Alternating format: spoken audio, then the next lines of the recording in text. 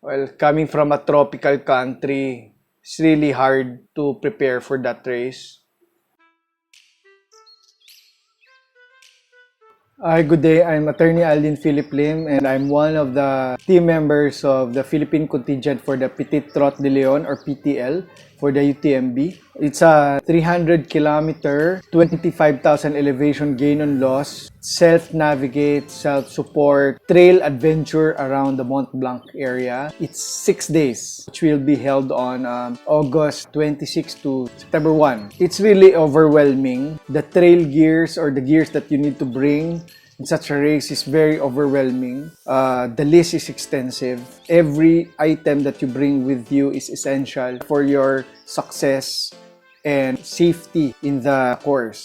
This is majority of the mandatory gears and drop bag gears, but there are still gears that we're still waiting, like the helmet and the carabiner for the Via Ferrata route. So here's the rundown. These are the mandatory gears that I need to bring, that each member of the team needs to bring, and there's a team mandatory gear, so we divide it among ourselves, and those are the things that will be put in our drop bags. So we will see those in two life bases, in kilometer 80 and kilometer 200. These are the rundown of the mandatory gears. Of course, hydration backpack. This is a Raid Light Ultra Legend 20 liters. A hydration backpack with at least 2 liters of capacity. So this is 600, so 1.2, and 2 Salomon flask. So that's 2 500 ml. So that's a 2.2 liter capacity. During race day, I'm gonna wear Salomon shorts, ahon socks, and gaiters, very essential, and top,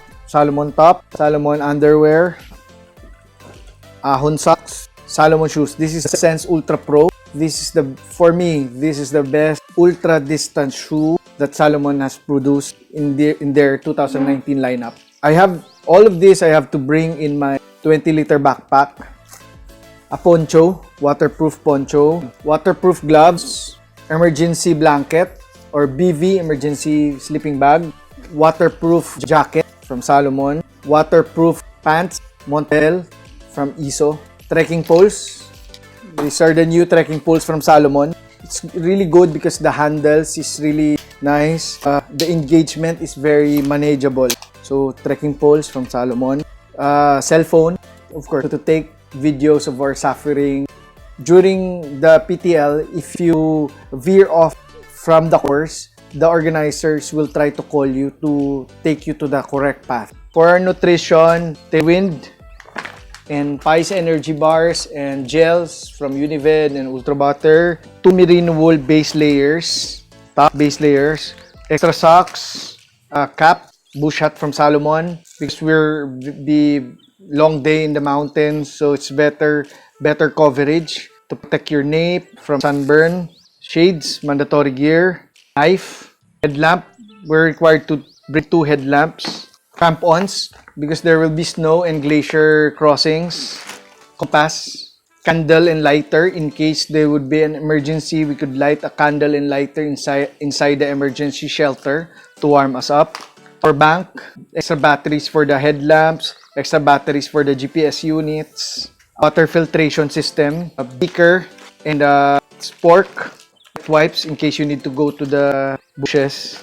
And from Jael, these are warmers where you stick it in your body or put it in your gloves to make you warm. ID and some cash for the huts. I think that's all the things that I will leave in my drop bags or life bags, which we will see in life bases, kilometer 80 and kilometer 200.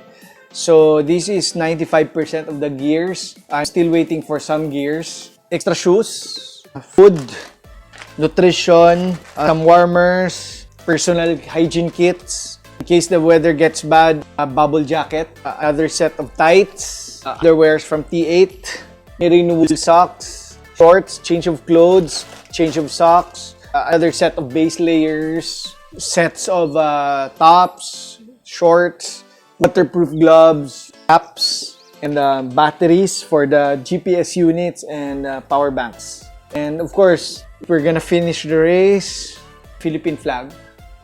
One of the essential trail gears that I really recommend if you're doing PTL because it is such a long endurance events, even short distance trail races. The essential thing in a trail race is conservation of your feet, especially in ultra distance ones. So I think gaiters are very essential gear for trail runs, and especially long distance trail runs. So these gaiters, it goes up to your ankle, then you attach the hook in the front, and you attach the velcro at the back of your shoe.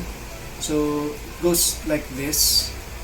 So it will prevent all the rocks, sand, all the debris that will go into your to your shoe and to your feet, that it will eventually develop into hot spots and blisters. So feet conservation is very, very essential in ultra trail races, especially PTL.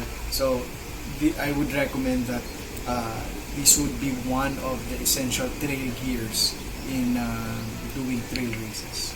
During my first UTMB back in 2014, we did not have any gaiters back then. So kilometer 80, because of the debris, the rocks, the sand that went into my shoes, kilometer 80 or halfway during the UTMB, there's a lot of blisters already on foot.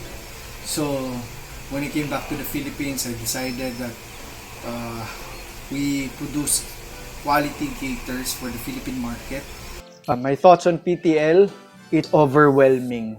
I cannot imagine the thought of finishing a 300 kilometer, 25,000 more or less of elevation gain, self-navigate, self-support. Well, coming from a tropical country, it's really hard to prepare for that race. It's a 6-day race around the Alps. So I'm excited and overwhelmed and hoping na matapos namin to. Well, still, yung race plan namin is to enjoy. First, you need to go back to the roots, why you're doing this. It's because you love doing this. And first, the challenge and excitement of going out of your comfort zone and doing the things that you thought na impossible. So we're hoping for the best.